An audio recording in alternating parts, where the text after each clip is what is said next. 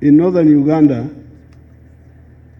to really get out of the hangover of the war. Because many parts of Uganda have gone through war. Masaka, the town was destroyed completely. There was not a single building left standing in Masaka during the war with Idi Amin. So was Mbarara. Every building was knocked down.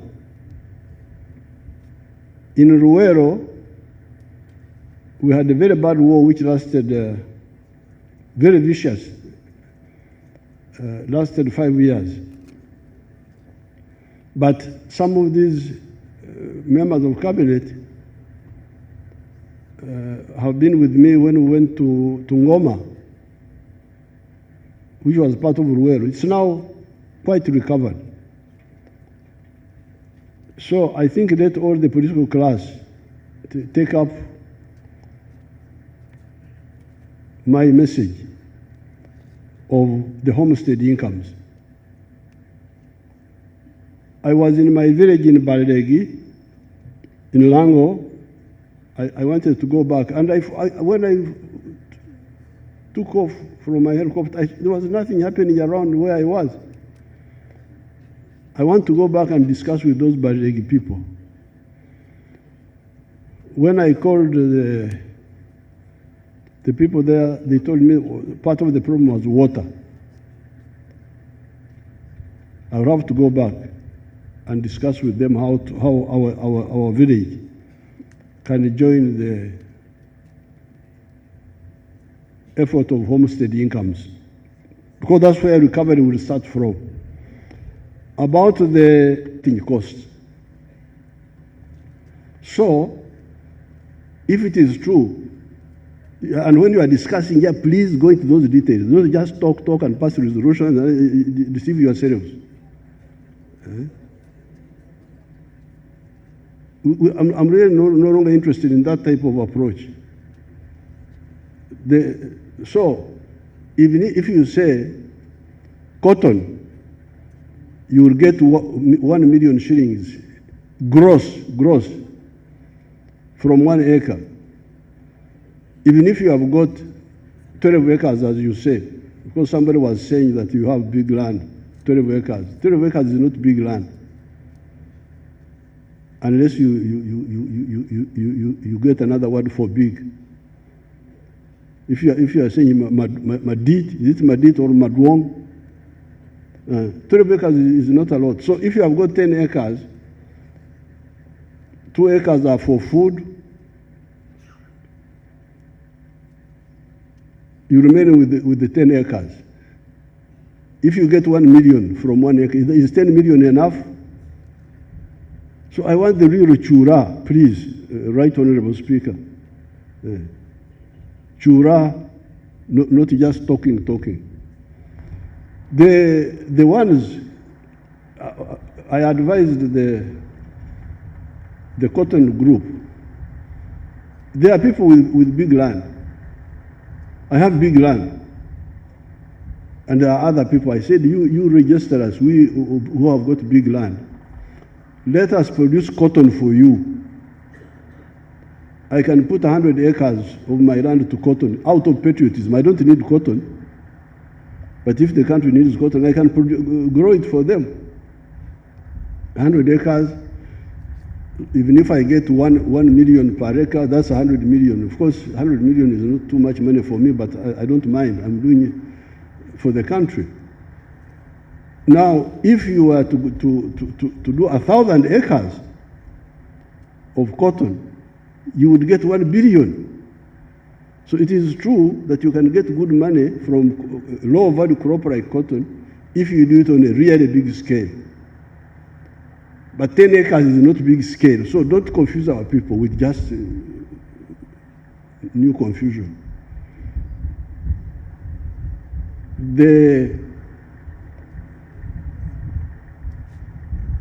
The shape of the head, the hairstyle, according to the shape of the head, that's how we manage. 3 things: ideology, discipline, and discipline, realism in budgeting. Don't budget unrealistically. So I'm glad you are having your conference here, and I've been hearing what you have been saying, but straight away I can tell you that the things to do are very many. You can't do all things at the same time. So I take you back to the Bible. Seek ye first the kingdom of heaven, and the rest will be added unto you. Seek ye first the kingdom of heaven and his righteousness, and the rest will be added unto you. We have been telling you and telling everybody since the 1960s that whatever you do, if you want the people to develop, start with the homestead incomes. Start with the homestead incomes. Because we are now talking of roads, what. There are where roads are good. The road from Gulu to Kampala is definitely good. It's not about the problem of the bridge is a recent one. It has just come now. Otherwise, the road was good. All the way from Matiak, from Bibia, was tarmac all the way to Kampala. The one from Musingo, Kitugum, Gulu, all the way to Kampala. What are you selling along that road? I know there is some Simsim from Kitugum, but what else? So, from the 1960s, we have been telling all those who care to listen to us that please seek ye first the homestead incomes, and the rest will be added unto you. In 2018, I made a countrywide tour, zone by zone, and I gave you this booklet where I talked of the 4 sectors and the 7 ways for wealth creation and job creation. I had the speaker, I want to speak up, don't please bring a new confusion by saying that the 4 acres model does not apply here. It does. I don't agree with that line. In this booklet, I made it clear that the 4 acres model was a rescue operation for the parts of the country that had already fragmented land. That's why I said, since you have very few acres, do not make sure the chura, I normally use our words here, the chura, the aymar, the otita, the chivaro is correct. Because if you don't, you will never get out of poverty. That's why I said, for the 4 acres and less, 7 activities, 7 enterprises. Coffee, 1 acre. The skilling hub. There's a skilling hub in Gulu here. There's a skilling hub in Gulu here. There's a skilling hub in Ajumani. I'm sure there's a skilling hub in Lira, in Ilango. Maybe what we can do is to, because what I do, my state house controller takes equal numbers from each district. Maybe we can increase the numbers who come from each district. But we are moving. And the only other issue, people, if you support me, the only other issue I had was that you train and give kits to go back with, instead of training and then you go back with empty hands. So we can fine-tune that. So I thank you for coming here to have the meeting here,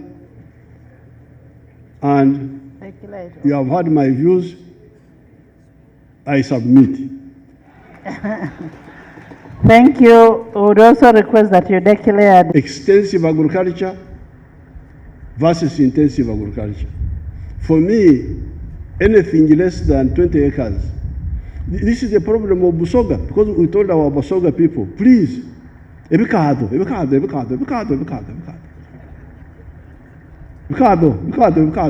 Kamara.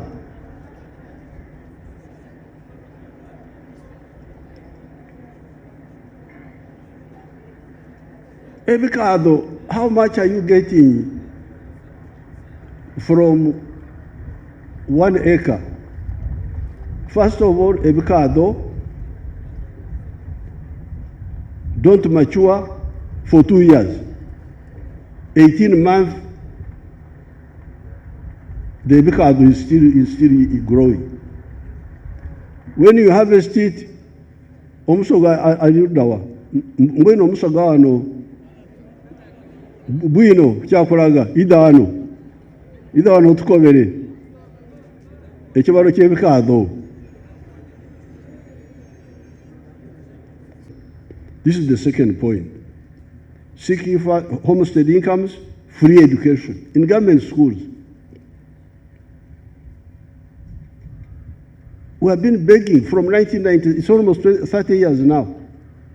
UPE, they put charges. If there are unmet costs, bring them. You are members of parliament. I'm president here. You are there. We budget together. You come from those areas. You come and we budget. Let's block all these other expenditures. And we provide free education for the children in the government schools. Don't go and say, I am paying for children in my constituency. How many are you paying for? 10. How will 10 children in a constituency, apart from putting you in debt, solve the problems? Huh? You are killing yourself, you are killing the children, you are doing nothing.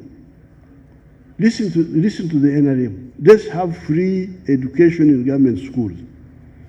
Those who have money to give to private people, they can go to private schools, the children of the rich. I started my school in Okwang near my village in Bariregi.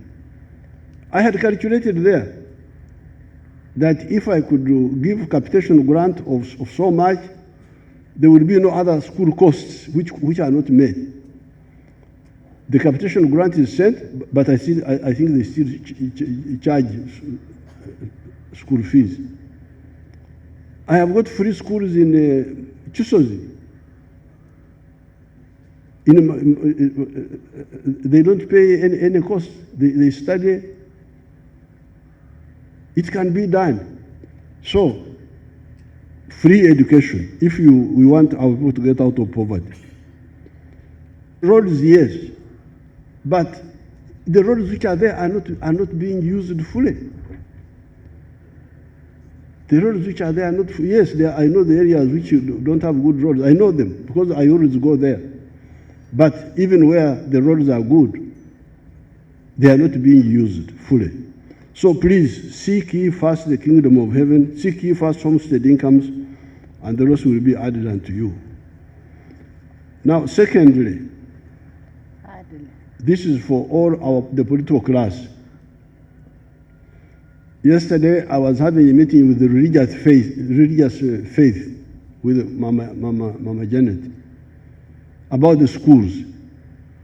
And one of the issues we were discussing with the foundation bodies is the school charges. The NRM, since 1996, has been pushing for free education in government schools. But other people are pushing for charges for this one, for this one, for this one.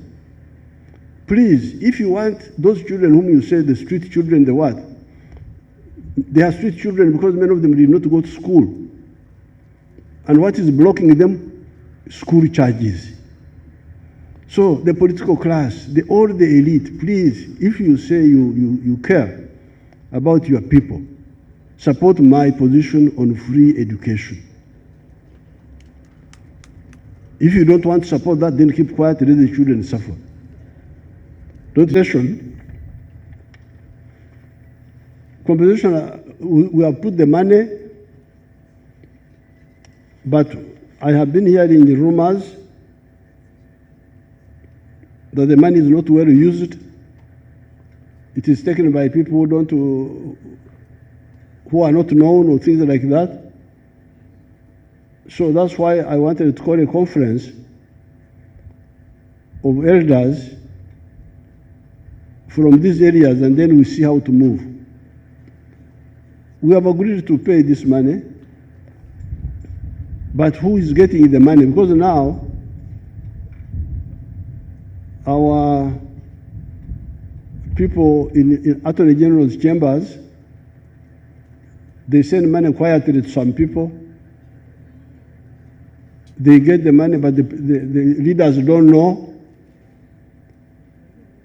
Kafuzi, what's happening with that one? Kafuzi was following that one.